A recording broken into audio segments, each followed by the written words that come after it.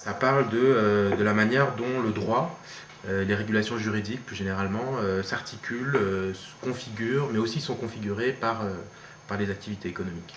On s'intéresse à essayer de dépasser un peu une vision qui oppose une sphère juridique d'un côté et la sphère des activités économiques et sociales de l'autre. Alors ce colloque, c'est assez marrant parce que ce colloque, il a eu lieu quelques jours après la faillite de Lehman Brothers, donc, qui signale le début de la crise financière en 2008.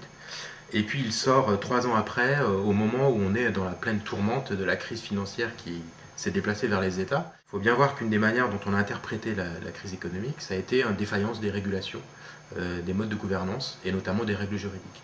Et une des manières d'y remédier, ça a été justement de dire il faut remettre du droit, il faut remettre du droit dur, du hard laws, plutôt que du soft laws. Donc on a beaucoup réfléchi dans ces domaines-là, aussi bien en 2008, avec voilà, des règles prudentielles en matière de fonds propres pour les banques, qu'aujourd'hui, où ce que nous propose finalement Nicolas Sarkozy et Angela Merkel il y a 2 jours, c'est un nouveau traité européen pour faire face à la crise financière que rencontrent les États aujourd'hui. Les hard laws, en 2 mots, c'est l'idée c'est des règles substantielles qui cherchent à contrôler le comportement un peu des acteurs. Les soft laws, on est davantage dans un droit qui est plus produit par les acteurs eux-mêmes, dans une forme d'autorégulation, où on fait le pari du fait que si les acteurs se mettent d'accord pour construire leurs propres règles, ils vont davantage les respecter. Par exemple, au niveau des règles comptables, puisque il y a 2 contributions qui portent là-dessus à la fin de l'ouvrage, qui montrent notamment comment l'Union européenne s'est liée les mains, a remis en fait le pouvoir entre les mains d'acteurs privés pour édicter les normes comptables qui devaient s'imposer à toute l'Union européenne et même au niveau mondial. Donc c'est bien la problématique de la privatisation des sources du droit, de la production du droit.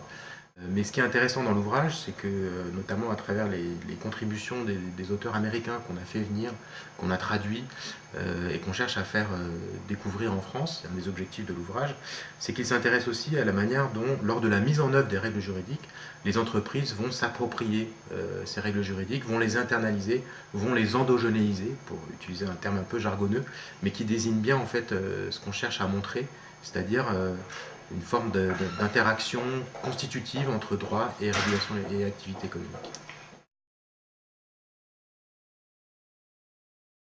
En tout cas, c'est dans les discours. Ça a été beaucoup mis en avant, dans les discours, notamment dans les G20, enfin, dans tous ces grands discours internationaux, que ce soit aux États-Unis, Barack Obama, en France, Nicolas Sarkozy. Voilà, on a vraiment avancé l'idée qu'il fallait refonder des formes de gouvernance, des formes de régulation, et que ça passait notamment par l'édiction de nouvelles règles juridiques. Voilà, donc c'est un discours important. Sur la réalité, il y a des choses qui ont été faites sans conteste, mais pour autant, on ne peut pas dire qu'on a manifestement changé les règles du jeu en la matière.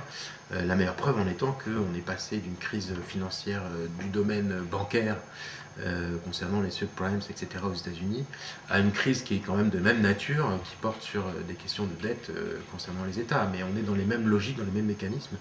Et donc, pour l'instant, on peut quand même plutôt dire qu'on est resté dans l'ensemble dans un discours fort, avec des pratiques qui sont peu modifiées.